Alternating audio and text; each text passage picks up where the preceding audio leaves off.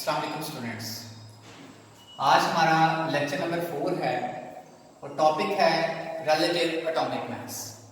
हम relative atomic mass को start करने से पहले इस चीज को देखेंगे कि हमें इसकी जरूरत क्यों पेश है। आपको पता है कि हमारे पास एटम जो है वो इतना स्मॉल है कि हम उसे किसी भी इंस्ट्रूमेंट से उसका मास मेजर नहीं कर सकते। अगर हम मास मेजर नहीं कर सकते तो फिर हम जो एटम्स के मासेस हैं वो कहां से लेते हैं। हमारे पास आता है कि हाइड्रोजन का मास 1 है, इसी तरह सोडियम का मास 23 है। वो कहां से आया? वो आया है कंपैरिजन से। जैसे मेरे पास दो चीजें हों, मेरे पास ये एक बोर्ड डस्टर है और ये दूसरा जो है वो हमारे पास क्या है, मार्कर है। अगर हम इन दोनों चीजों को देखना चाहें, मेरे पास इन दोनों को वेट करने के लिए कोई वेट बैलेंस नहीं है, तो मैं क्या करूंगा, मैं इनका कंपैरिजन करूंगा कि ये मार्कर जो है एज कंपेयर टू इस बोर्ड अरेजर के क्या है, ये लाइटर इन वेट है, और ये जो बोर्ड अरेजर है ये एज कंपेयर टू मार्कर क्या है, हैवियर है। ऐसे ही हमारे पास जब हम बात करते हैं एटम की, तो हम एटम को क्या करते हैं, रिलेटिव टू वन अनदर, एक दूसरे के लिहाज से हम उनका मास जो है वो फाइंड आउट करते हैं। इस वजह से हम इसको क्या कहते हैं, रिलेटिव एटॉमिक मास, कि मास जो है वो किसी चीज के लिहाज से। अब अगर हमने ऐसे ही कंपैरिजन करना है तो फिर हर एक का मास तो डिफरेंट आएगा। किसी के साथ किसी का मास ज्यादा आ रहा है, उसी के साथ किसी और चीज का मास कम आ रहा है, तो फिर हमें क्या करना पड़ेगा, एक स्टैंडर्ड बनाना पड़ेगा, ताकि 1 2 3 4 5 जितनी भी चीजें हैं उन सबको किसी एक स्टैंडर्ड के साथ कंपेयर किया जाए। स्टैंडर्ड के तौर पे जो चीज हम लेते हैं वो है कार्बन। कार्बन में हमारे पास 6 नंबर ऑफ प्रोटॉन्स हैं और 6 ही न्यूट्रॉन्स हैं। इस वजह से इसका मास 12 बनता है, जो कि हमारे पास यहाँ पे होल नंबर के अंदर आता है। अगर हम बाकी एटम्स देखें तो वहां पे हमारे पास फ्रैक्शंस में मास आते हैं, और कार्बन वैसे भी हमारे पास 12 की फॉर्म में अबंडेंट है। तो हम यहाँ पे देखते हैं डेफिनेशन, तो इसका मतलब है हमने स्टैंडर्ड सेट कर लिया कार्बन। दूसरे एटम को अब हम क्या करने लगे हैं, compare mass of an atom of an element, यानी कि किसी भी एलिमेंट के एटम का वो मास जो कंपेयर करके आए, किसके साथ, स्टैंडर्ड के साथ, और स्टैंडर्ड क्या है, कार्बन। तो डेफिनेशन की तरफ आते हैं, mass of an atom of an element as compared to the mass of an atom of carbon, और mass of an atom of carbon क्या है, टेकन एज 12, जिसे हम क्या कंसीडर करते हैं, 12 कंसीडर करते हैं, और बाकी मैसेज उसके साथ कंपैरिजन से आते हैं। यूनिट क्या है, रिलेटिव मैसेज के यूनिट होते हैं। जैसे आप मैथ को रिप्रेजेंट करते हैं ग्राम में, किलोग्राम में। अब एटम एक बहुत ही स्मॉलर है हमारे पास स्पीशीज, तो हम उसका मास ग्राम किलोग्राम में तो रिप्रेजेंट नहीं कर सकते, तो उसका जो यूनिट हमने रिप्रेजेंट किया था, अगर आपको याद हो लेक्चर 1 में भी हमने देखा था कि हम इसको एटॉमिक मास यूनिट, जिसे हम AMU से रिप्रेजेंट करते हैं।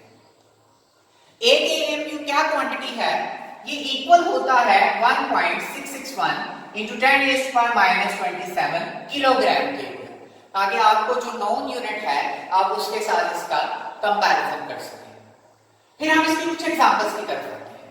एग्जांपल में जो मैसेज दिए गए हैं वो आपने याद करने हैं। आगे हमारे पास इस चैप्टर में न्यूमेरिकल्स आएंगे, वहां पे हमें मैसेज की जरूरत पड़ेगी। हम इन्हीं मैसेज को जो आपने याद किए होंगे आगे यूज करेंगे। बहुत सारे मैसेज आपको पहले से मालूम होंगे, आप मैट्रिक में पढ़ के आए हैं, लेकिन कुछ जो है वो आपको यहाँ पे मेमोराइज करने पड़ेंगे। जैसे हाइड्रोजन का मास कितना होता है, 1। नाइट्रोजन का मास कितना होता है हमारे पास, 14। ऑक्सीजन का मास कितना है, 16। नियॉन का मास कितना है, 20 AMU। क्लोरीन का मास 35.5 AMU। इन तमाम के जो यूनिट्स हैं हमारे पास वो क्या आते हैं, एटॉमिक मास यूनिट। इसके बाद का जो टॉपिक है, जो दूसरा आज का टॉपिक बहुत इंपॉर्टेंट है हमारे पास, और वो है आइसोटोप्स। आइसोटोप्स को आप पहले भी पढ़ चुके हैं। डिफाइन करने से पहले मैं एक तरफ आता हूं इसकी एग्जांपल की तरफ। ये अगर आप एग्जांपल देखें तो मैंने ये हाइड्रोजन के 3 आइसोटोप्स लिखे हैं। ये हमारे पास प्रोटियम है, ये ड्यूटेरियम है, और ये ट्रिटियम है। अब हाइड्रोजन के आइसोटोप्स में जब हम किसी भी एलिमेंट को लिखते हैं यहाँ पे देखें मैंने 1 लिखा है, यहाँ पे 1 लिखा है, और आपको मालूम है कि जो चीज हम यहाँ पे लिखते हैं जैसे ये है, तो ये इसका क्या कहलाता है, एटॉमिक नंबर, जिसे हम किससे रिप्रेजेंट करते हैं, Z के साथ। और ये किस चीज को रिप्रेजेंट कर रहा है, ये number of proton, R number of electrons को रिप्रेजेंट करता है। दूसरी बात, ये हमारे पास है एटॉमिक मास, जिसे हम किससे रिप्रेजेंट करते हैं, कैपिटल A से। ये किस चीज को रिप्रेजेंट करता है, ये number of proton plus number of neutrons को रिप्रेजेंट करता है, यानी कि ये हमारे पास इलेक्ट्रॉन और प्रोटॉन है, और ये हमारे पास क्या है, प्रोटॉन प्लस न्यूट्रॉन है। तो हम इस तरह से इन दोनों को डिफाइन कर सकते हैं। अब देखें, अगर हाइड्रोजन के मैंने तीनों आइसोटोप्स लिखे हैं, उनमें नीचे 1 लिखा हुआ है, यानी कि उनकी कौन सी चीज सेम है, एटॉमिक नंबर। तो फिर डिफरेंस किस चीज का है, एटॉमिक मास का। इसका मास 1, इसका मास 2 और इसका मास 3। इसी बेस पे मैं इनको डिफाइन करूंगा आपके लिए आसानी होगी। देखिए, atoms of the same element, ये हाइड्रोजन सेम एलिमेंट है, ये उसके 3 एटम्स हैं। Atoms of the same element having same atomic number, having same atomic number but different atomic masses। ये देखें, having different masses but same atomic number। आप यहाँ पे भी देख सकते हैं, having same atomic number but different atomic masses are called isotopes। ये आपने इसे डिफाइन करना। आइसोटोप सारे के एलिमेंट के डिफरेंट पाए जाते हैं, किसी के कम आइसोटोप्स हैं, किसी के ज्यादा आइसोटोप्स हैं। अगर हम यहाँ पे देखें तो हमारे पास कुछ ऐसे एलिमेंट्स भी हैं जिनके एक से ज्यादा आइसोटोप्स एग्जिस्ट नहीं करते, एक मतलब मोनो। तो फिर उन एलिमेंट्स को हम क्या बोलेंगे, वो कहलाएंगे हमारे पास मोनो आइसोटोपिक। वो क्या कहलाएंगे, मोनो आइसोटोपिक एलिमेंट्स, वो एलिमेंट्स जिनमें एक आइसोटोप्स है। मैंने यहाँ पे कुछ एग्जांपल्स लिखी जो आपको इस तरह से याद करनी पड़ेगी, जैसे फ्लोरीन, आयोडीन, गोल्ड, आर्सेनिक, ये तमाम क्या है, मोनो आइसोटोप। इसका मतलब है इनका एक से ज्यादा आइसोटोप एग्जिस्ट नहीं करते। फिर हम आते हैं क्लोरीन एंड ब्रोमीन, इनके कितने आइसोटोप्स एग्जिस्ट करते हैं, 2।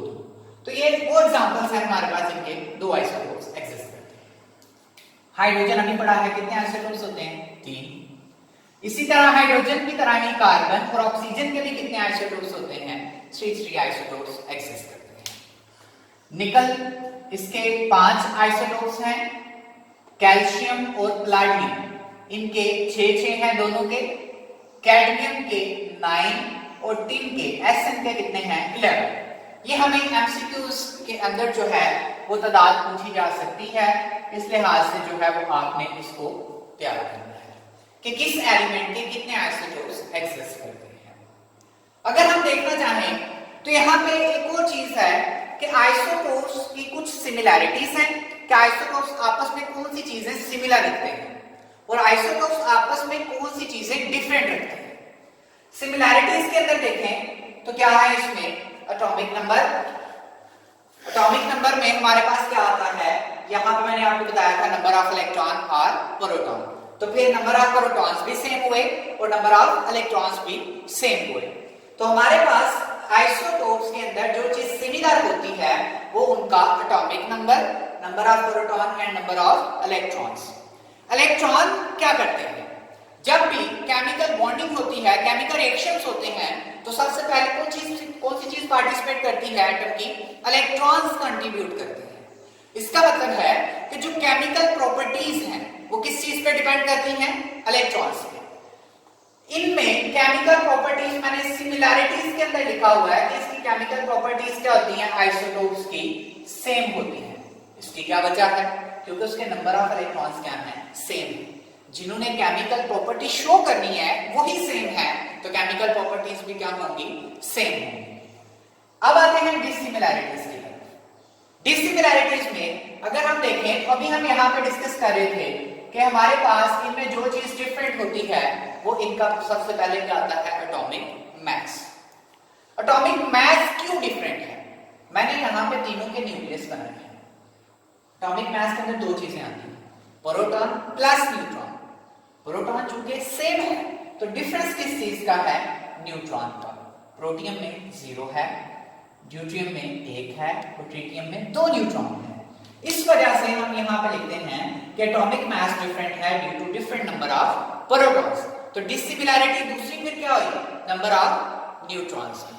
ये हमारे पास एटॉमिक मास है, यानी कि हम प्रोटियम, ड्यूटेरियम, ट्रिटियम में प्रोटॉन क्या है, सेम है, डिफरेंट क्या है, न्यूट्रॉन्स हैं। तो एटॉमिक मास डिफरेंट और इस वजह से इनके नंबर ऑफ न्यूट्रॉन्स भी क्या है, डिफरेंट है। अब यहां पे देखें फिजिकल प्रॉपर्टीज, एटम की जो फिजिकल प्रॉपर्टीज हैं वो डिपेंड करती है न्यूक्लियस पे। न्यूक्लियस में चूंकि न्यूट्रॉन्स डिफरेंट हैं तो फिजिकल प्रॉपर्टीज भी क्या होंगी, डिफरेंट होंगी।